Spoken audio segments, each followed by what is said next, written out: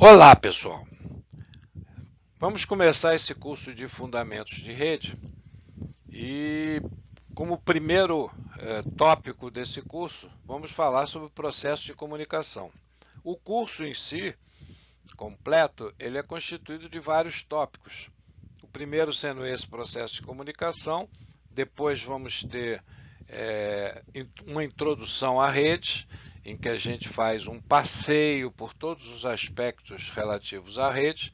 Depois vamos aí sim nos aprofundar em fundamentos na parte física de rede de transmissão, e aí nos deteremos em sinais, capacidade, formas de transmissão, sincronização, meios de transmissão e, por último, vamos falar um pouco sobre tecnologias básicas para implementar uma rede, fundamentais para se implementar uma rede de comunicação de computadores, a multiplexação e a comutação.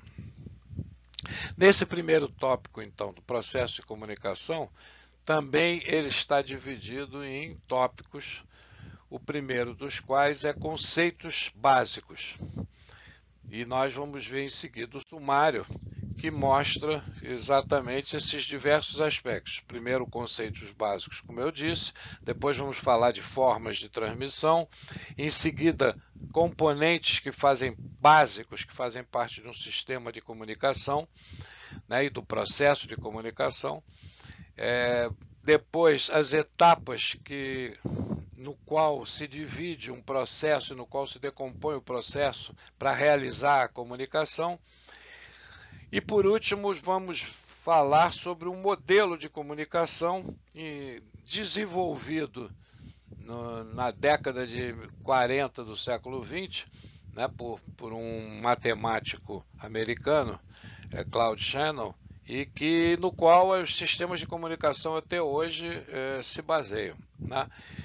E por último, um breve relato sobre a evolução das comunicações, uma coisa para mim sempre pertinente, a gente conhecer como é que as coisas nascem e crescem para a gente saber no dia presente a situação em que a gente está, né, em si. Esse é o ponto básico. Bom, sobre conceitos, então, básicos, que é a primeira etapa desse processo, a primeira coisa que a gente vai falar são os objetivos de uma comunicação. Na realidade, isso define a própria comunicação em si, né? A primeira pergunta, né, que a gente pode fazer para o leitor e o ouvinte o que é comunicação? O que significa se comunicar, né? Realizar uma comunicação? Pensem um pouco sobre isso, se é necessário pensar tanto, e digam para si mesmo, né? Ou escrevam no papel. Quanto mais a gente fala sobre o mesmo assunto, mais a gente retém ele no interior do nosso cérebro, né? Então, comunicação é o processo, é a atividade que permite a duas ou mais entidades transmitir e receber algum tipo de informação. Então é exatamente isso. Eu quero dizer bom dia para alguém. Então a informação é esse bom dia que eu quero passar para alguém. Eu sou a origem, né? Desculpe, a origem e a fonte da comunicação. E a pessoa que eu estou me falando bom dia, que eu estou me apresentando, é o destinatário, né? O destino, o receptor dela. E a informação é essa, eu transmito esses sons correspondentes aos fonemas bom dia, e a pessoa recebe. Essa é a essência da comunicação em si, né? É exatamente a gente passar uma informação de um ponto a outro, seja um e-mail, seja um vídeo, seja o que for, mas passar a informação de um ponto para outro em si. Essa é a ideia. Muito bem.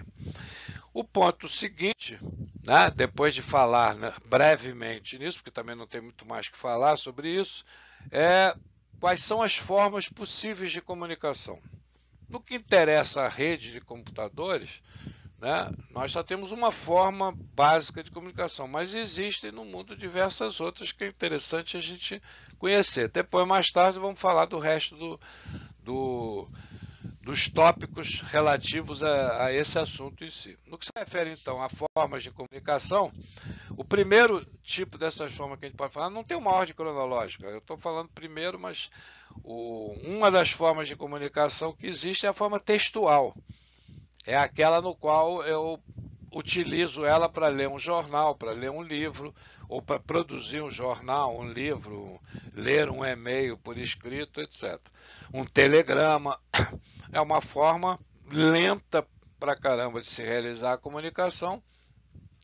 É uma forma que permanece com a gente enquanto o papel não se deteriorar, né? Aquilo permanece, ela tem uma permanência, uma durabilidade grande, mas em compensação ela não é prática, ela não é eficaz do ponto de vista da velocidade de passar uma informação de um lugar para outro, né?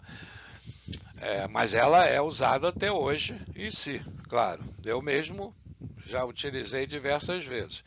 A outra forma é a forma oral, que a gente usa quando fala com uma pessoa, quando dá uma aula, quando dá uma palestra, quando a gente assiste uma determinada fala de alguém, etc.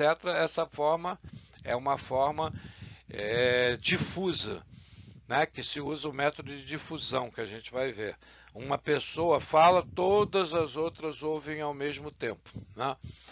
É uma forma rápida, quando ela é próxima, a origem e o destino são próximos, ela é instantânea, praticamente, né? A velocidade com que o som caminha é grande o suficiente para pessoas próximas, 1, 2, 5, 10 metros, 50 metros estarem próximos, quando a gente tem microfone, alto-falante e tudo, mas ela não é eficaz para transmissão a longa distância, né?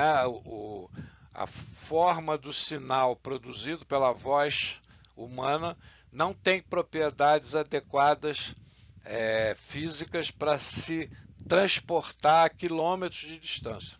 Não tem. Então, se a gente, por exemplo, estiver num determinado ponto assistindo um show, né, de um cantor que está ali usando um microfone, usando amplificadores de grande potência e caixas de som, a gente ouve muito, vai se afastando, continua ouvindo, mas depois de 1 quilômetro talvez menos, a gente já não ouve mais direito e mais adiante um pouco nada se ouve, né? Não é possível se transmitir a voz humana diretamente a longa distância. O sistema de rádio e de televisão usa um outro processo para conseguir fazer com que a voz do locutor passe para outro lugar, né? Que é exatamente o método seguinte que a gente pode usar, né, para transmissão a longa distância. Mas não é a voz diretamente, nem o vídeo diretamente feito. E por último, né, não total, mas por último, é a forma de comunicação usada em computação, a comunicação de dados, né? Essa que nos interessa.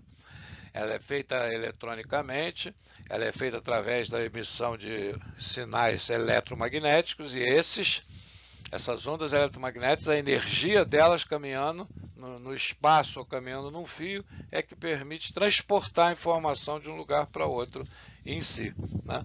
Existem outros meios, como por exemplo sinais de fumaça que os índios usavam,